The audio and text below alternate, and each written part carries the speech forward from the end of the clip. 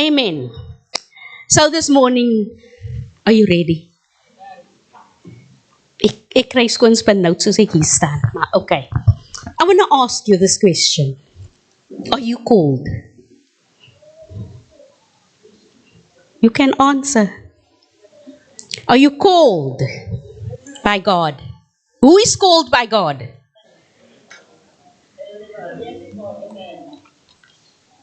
We are all called by God. Because you see, before we were formed in our mother's womb, God already called us. He called us with a plan and a purpose. I don't know, man, that song of Kurt Franklin. I know one in that song he asked, "What have you done for me lately?" What song is that, Siobhan? I know Kurt Franklin, and he asked that question. We God is saying, "What have you done for me lately?" What did we do for Jesus lately, for God? Can we remember? Okay, we'll come back to that. Okay? I'm going to take Jesus. I'm going to use Jesus this morning. When Jesus was called by God, when he appeared, the angel appeared to Mary and says that Jesus, you will give birth to Jesus, and Jesus will save the nation. Amen? Jesus grew up. When Jesus was growing up, at the age when he could read, he used to go to the synagogue. They used to look for him, and they would find him in the synagogue from young age. But when Jesus started his ministry, he only started from the age of 30. He started his ministry from the age of 30. And it only lasted for 3 years. Now, just think, everything that Jesus had to do for scripture to be fulfilled in 3 years. It took him 3 years. Amen? And if you go to Luke 3 verse 23, it says there, now Jesus himself was about 30 years old when he began his ministry. He was the son, of all that, the names and that, I won't go through that. When Jesus, when he was 30, but he was not yet baptized. And then he came to the river where John the Baptist was busy baptizing. And he went because he knew God wanted him to baptize. He was baptized for a reason. And you're going to find out now. Because he went to John the Baptist and he says that you need to baptize me. It's in Matthew 3. I made a lot of. Matthew 3, verse 13 to 17. It is, then Jesus came from Galilee to the Jordan to be baptized by John. But John tried to deter him, saying, I need to be baptized by you, and do you come to me? Jesus replied, let it be so now. It is proper for us to do this to fulfill all righteousness. Then John baptized him. As soon as Jesus was baptized, he went up out of the water. At that moment, heaven was open and he saw the Spirit of God descending like a dove and light on him. And a voice from heaven says, that is my Son, whom I love. With him I am well pleased. Now, the significance of a dove. Why did God use a dove? I mean, God could have used a pigeon also. But he used a dove. You know what is so amazing? When Jesus came out of the water from being baptized, it was John that saw the Holy Spirit descending on Jesus. Now, what was it so amazing? God had to let John the Baptist baptize Jesus because for Jesus to be baptized, because it's the Trinity, the three in one, God the Father, Jesus, God the Son, and the Holy Spirit. It was just Jesus on the earth. For Jesus to be baptized and come and the Holy Spirit, that allowed God to allow the Holy Spirit to enter on earth, for the Holy Spirit to make his appearance. That was where the Holy Spirit. But what is so amazing about a dove? I actually went to go and do some research on a dove. A dove, when he opens up his feathers, he has 9 main feathers on each wing. Primary main figures that stands out. And on his tail, when he in flight that's open, he has 5 primary feathers on his tail when it opens up. Now, what that symbolizes on the right 9 feathers represents the 9 gifts of the Holy Spirit. And on the left, the 9 feathers represents the fruits of the Holy Spirit. And the 5 tail feathers represent the 5-fold ministry. Now, when a dove, have you seen, when even with any bird, when they take flight, when they turn left, the feathers go left, but the tail go right. That is just the physical, what they call it, dynamics of physics. No, when it has to turn that way, then that way, so that it can take direction. Now, you know what is so amazing about that? The church and the gifts of the Spirit will never turn unless those who send to equip the church for the 5-fold ministries.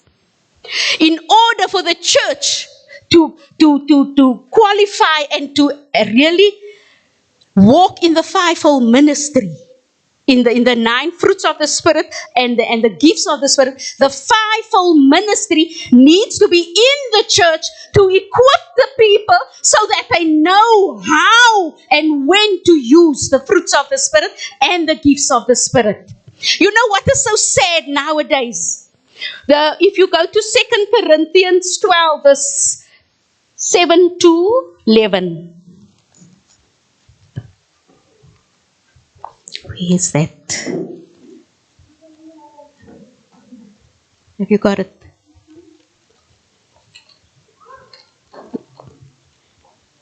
Second Corinthians 12, from verse 7. Now to each one of the manifestations of the Spirit is given for the common good.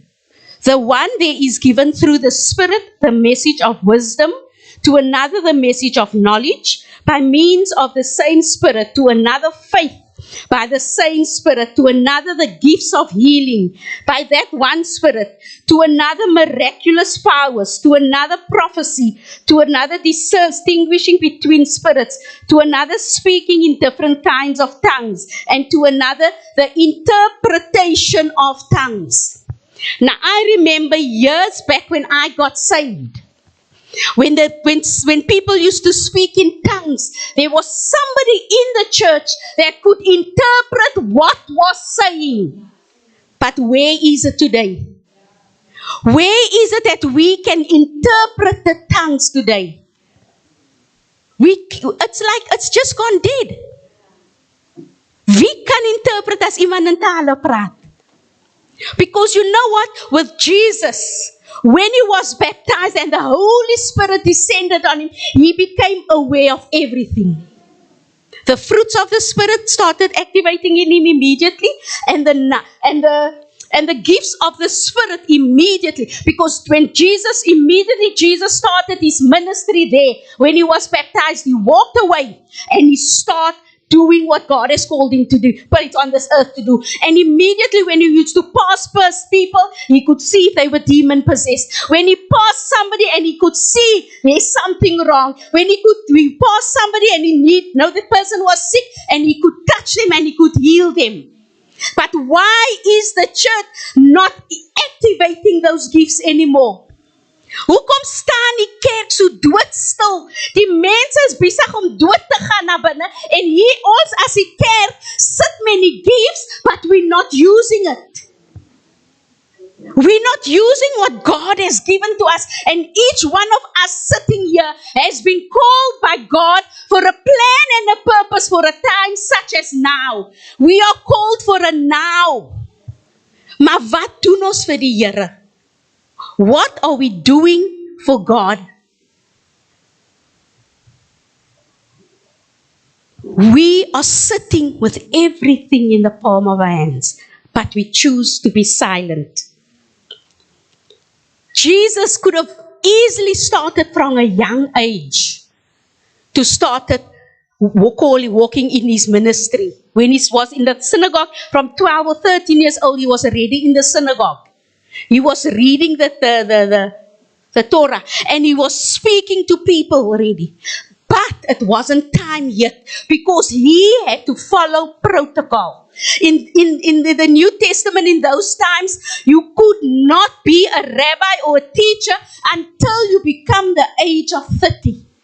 And because Jesus knew the laws and the rules, he followed that protocol. But things have changed. We are living in a new dispensation now. We don't have to wait until we're 30, 40 or 50 to start doing what God has called us to do. As soon as we got saved and we've been baptized, God has put his anointing on us that we must open our mouth and start speaking, thus saith the Lord. But we are not doing that. Ons is stil, want ons is bekom met, wat gaat die mense sê? Praat ek nou die regte ding? Why are we doubting ourselves like that? I know, I was like that. When God used to give me something for somebody and I said, Here, was hy nou die regte ding? I used to doubt myself. But then God showed himself strong, and he showed himself where it came through, where people came to me and they said, thank you for that. But why must we wait for a thank you to start doing what God has called us to do? Ons hoef nie te wag vir iemand om te kom en sê, dankie die woord wat jy vir my gegee het. It's time we just start giving what God is laying on your spirit and let God take it from there. It's that ons het te lang sit ons terug. The world out there is dying. The church has become hoe kan 'n mens nou sê? Nie net dit, but it's become like a movie. It's like the pretend. Nowadays, pastors has to pay people to fall out under the Spirit. It's happening. They pay them. They have to pay them to put on a show that hulle word aangeraak deur die Heilige Gees, because it's become a show. Where is the transparency of our walk with God? Where is the transparency with our Christianity? And also, what is so sad, when we are touched by the Holy Spirit, we step back. Ons wil nie, wat gaan die mens? I don't care what people say, maar as die Here vir my aanraak, I accept it with open arms, because there's something inside of me that still needs to be changed. There's something inside of me that God is still busy working on. So when the Holy Spirit comes and touches me, I take it. Ek is uitgeëet wanneer die Heilige Gees kom. And I don't care about anybody, because one day I have to stand before God and I have to give account for it. Amen? And each one of us one day have to stand before God. And what are we going to say? What are we going to say to God? Now, when we look at Jesus, his ministry, they say he had three ministries that he moved in. It was a prophet, a priest, and a king. But according to the apostles, he was a preacher, a teacher, and a healer. Because he would preach and he would teach, and when somebody was sick, he would touch them, he would heal them. But for the mense aan die sy tyd, they said, no, he's a prophet, a priest, and a king. But he was a king because he was the ultimate king that ruled over his spiritual kingdom and ultimately reigned over creation. He became our King of Kings. Amen? He became the king that made the way open for us spiritually. Okay? Now, his ministry lasted 3 years. How long are we saved? How long are we saved? What have we done in the 3 years that we were saved? Because why? We are so, Imelda, when she ministered with the life group, she says, but we are so with the labels. I'm a label, and when people start labeling, you automatically take a step back. Now I want to ask you guys, when each home life group did service that Sunday, how was it? Yes, accepting the good things. How was it? Did the attacks come? I mean, Jolene, their life group was first. And when they did this, it was the fruits of the Spirit. You spoke of the covenant, but you mentioned the colors also. And each one of us, once we take this pulpit, the enemy is not happy. When you take here, because you see, when you start standing here, you're fulfilling what God has called you to be. You start walking into your ministry and you start doing what God has ordained you to be. And the enemy is not happy. Because why? When we as Christians start opening our mouths and declaring the good news of Jesus and start declaring what Jesus has done for us, and that word goes out, people get saved. The enemy is not happy. Look how he's attacking the open airs now. Because why? People are getting saved. The gospel is going out into all the nations out there, because that is what God says. He raised us up for a time such as now so that we can proclaim the good news of Jesus to a world out there that is dying and is looking for answers. Daar is nie meer tyd vir ons om terug te sit en comfortable te raak in die stoele nie. It's time to stand up and do what God has called us to do. And it's not easy. It's not easy, but it's worth it. Because our reward one day will be in heaven. And that is what I'm looking forward. And Jesus, if you look at Jesus' life, in that 3 years with his ministry, he was tempted by the enemy.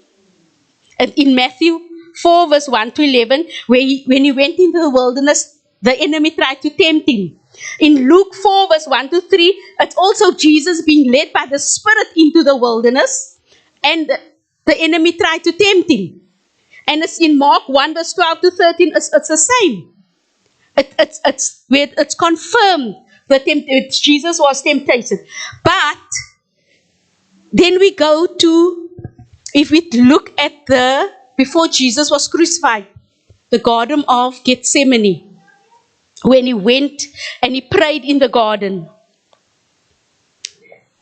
Jesus, he asked the disciples to watch, but he also asked them to pray. Maar hulle het mos aan die slaap geval. En hoeveel keer sê pastor, die leiers vir die kerk bid.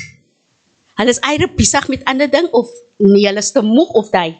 You see, when Jesus gave them that instruction to pray, to stand, watch and pray, it was for a reason. Because Jesus was going through something when he stepped in the Garden of Gethsemane, when he had to face the realization that he is going to go through that process of the cross.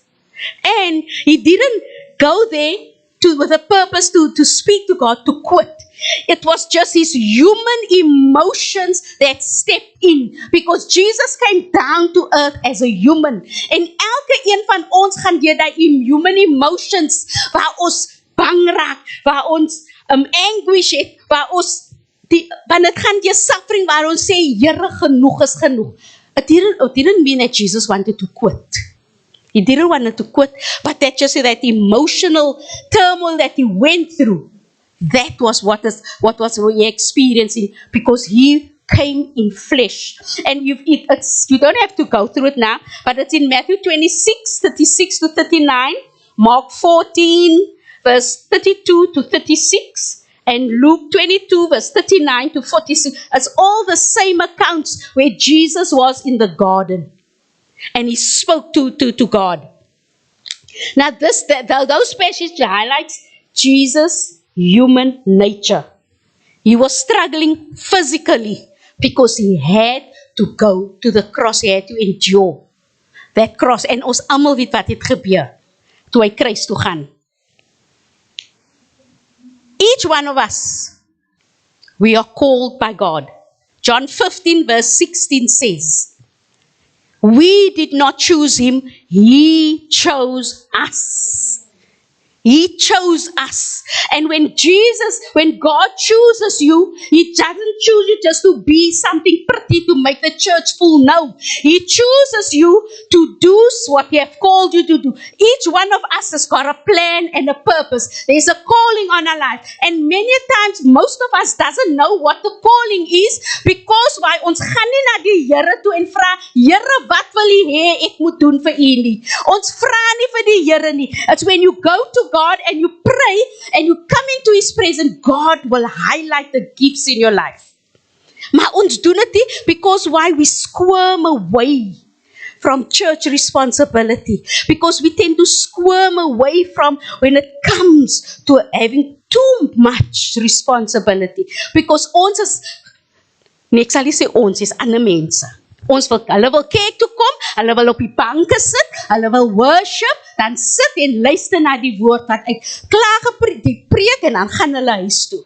That song that we've been singing for the past few weeks now, Believe, of Hillsongs, where we come to church on a Sunday. Monday we can't even find our Bibles. That song has been, ek gaan slaap met hy song, ek skrik wakker met hy song. I just can't get it out of my head. Because why? We are called with a course. You have a course on your life, but sometimes we look away from the course because the course will bring you to the cross. Because the words of that song say, where's the power? Ons sit hier so, ons was 3 maande laas het die Heilige Gees vir ons aangeraak. Ons loop nog altyd met die gevoel. 3 maande gelede. Where's the power of the cross? Every day the Holy Spirit want to touch you, but we're walking with the old stuff. Amen. And we're holding on to that. So which means when we come to church, we are not going to let the Holy Spirit touch us because he touched us 3 months ago. So now must wait another 4 months before we allow him to touch us again. Because you see, every time the Holy Spirit does something, he touches you, he awakens that gift inside of you. He awakens that passion inside of you. He awakens that desire inside of you to want to walk this road. Amen.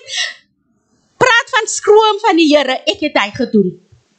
Ek het sommer when Leon got saved, became a pastor, I said, nie Leon James, die pastor, nie ekie. Ek het hom stryd gesê, die Here het vir jou geroep, ek is maar net daar, jou sidekick, maar I don't have to do anything. We always looking for excuses not to become involved in church. Tot die Here my eendag net so vasgevat het, toe kan ek nie meer hardloop. Amen. And now, when I become so excited when God lays something in my spirit, man, and I can't wag om het te deel. Because you know what? When God uses you, just the mere fact that God is using me to just share this word, ek is belangrik vir die Here. I am special to God. I am his chosen one because the world discarded me. I wasn't good enough for the world, maar ek is goed genoeg vir die Here en dit is al wat ek dankbaar is vir.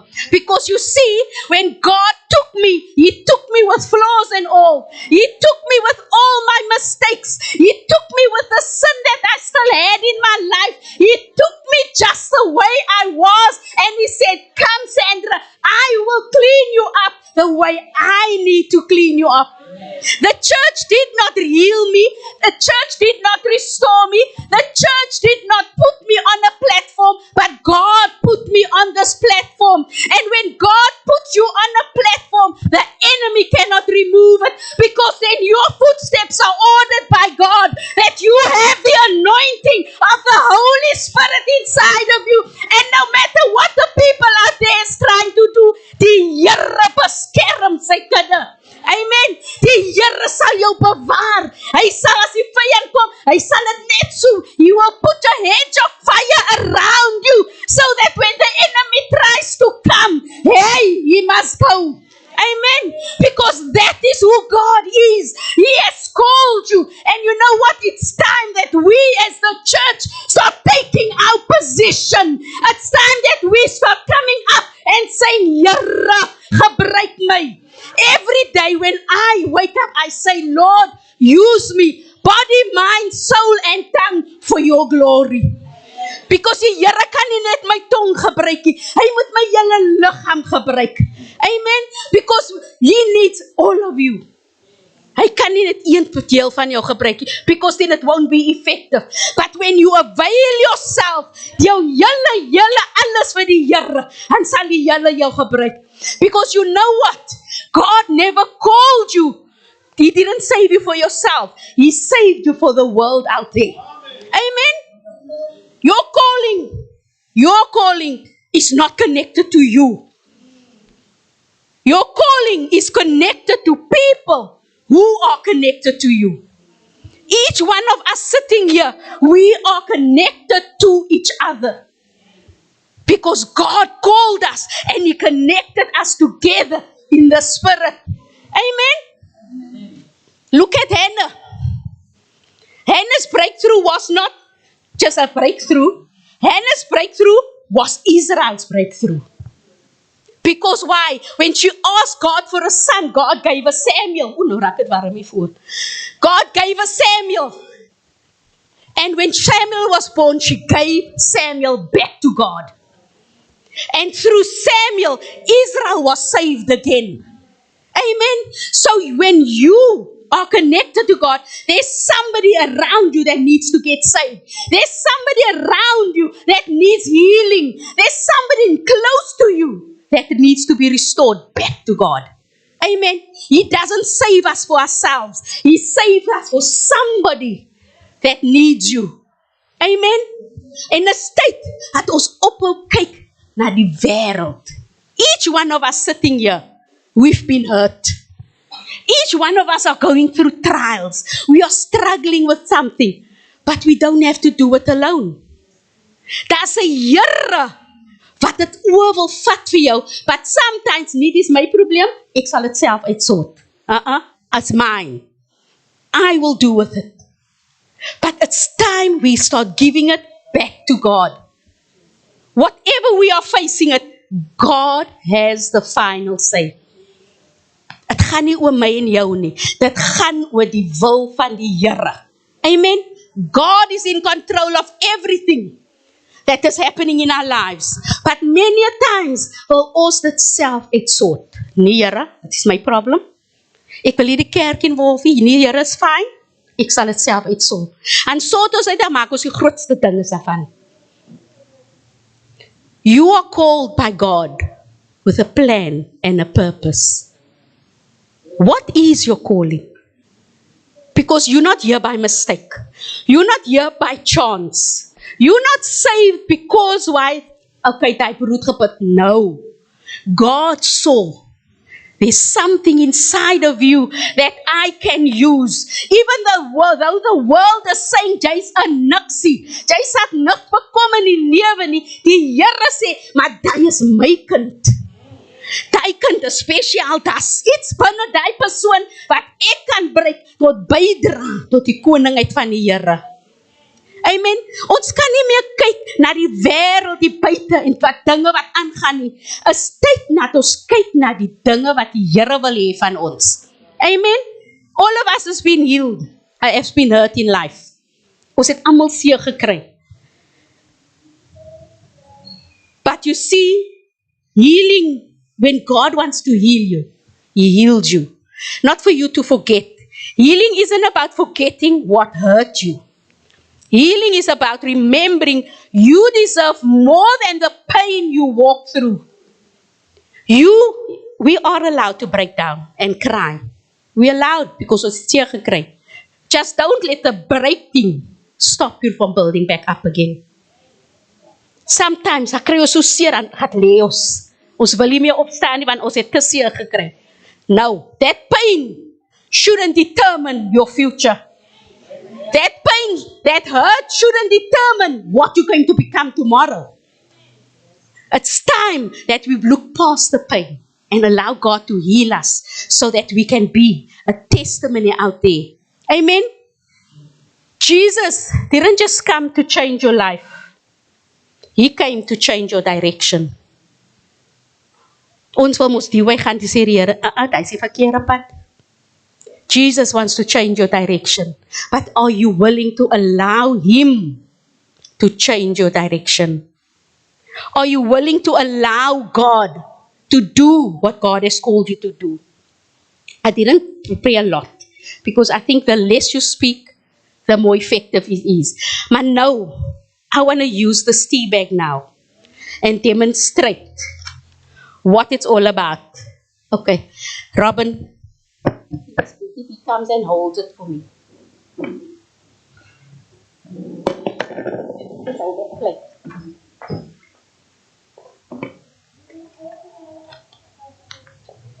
Oh, it's off. The tea bag.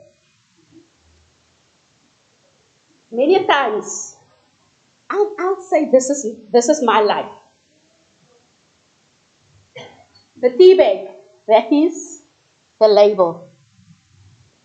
The world labels us like this.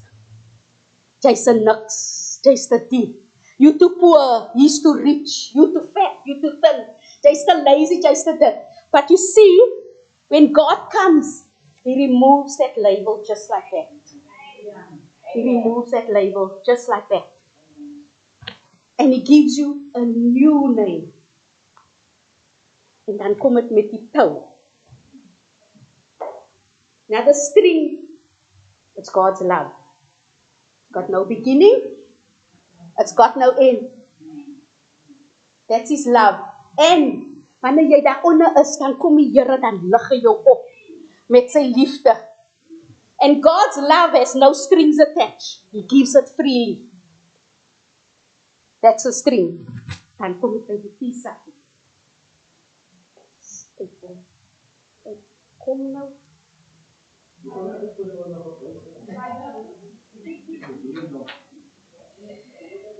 Die is, okay, sy stapel. Die stapel is uit. Is. Now this is us. And all God wants is to come and remove the sin from our lives. He removes the sin from our lives like that. And we become a clean vessel for Him. He comes, and all He wants is for us to stand for Him. Ons moet staan vir die Here. Ja, al die difficult tye, hy swaar tye. Ons moet staan. And you know what? He sends us His Holy Spirit.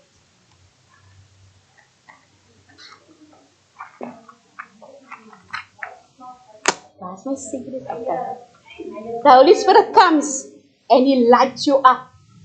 Whoop. He lights you up. And you become the light of the world. And all eyes are on you. Until it's time.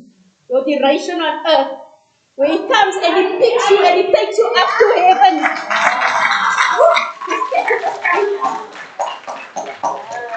Then you go back to heaven. Genesis 3 verse 19 says, you made of ash, and from ash you're going to go back to ash. And we look at this, we put on the thing. Just look at this. That is our life.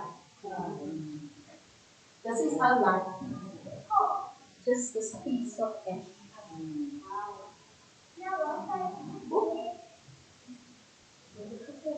You decide. You decide. What do you want to do for God? For this duration that you are on this earth. Do you want to be a light for the world out there? Because you know what? Everybody is looking at the church at the moment. Government wants the churches to come back to the schools because they can't handle it anymore. Parliament want the church to come back and pray for order. And what are you and I doing? There's somebody out there that is looking for somebody to come and just bring God back into the environment. Maar wat doen ons vir die Here? This morning I want to ask you, if you reflect on your life today, how do you see yourself? Are you where God wants you to be? Are you doing what God wants you to do? Are you availing yourself for God this morning? Do you love, we sang now this morning, how much we love you. Do you love Him so much to lay down your life? To lay down your rules, your emotions, to lay down everything, say, Lord, here I am, use me. Because you know what? We are all called by God. But what are we doing for Him? Wat doen ons vir die Here? Where are we going to go after this? When we appear before Jesus, before God one day in heaven, what can we say? What have you done for Him lately when He asks you that? You can decide this morning. Are you serious with your walk for God? Do you want to be used for Him, by Him this morning? It's your choice.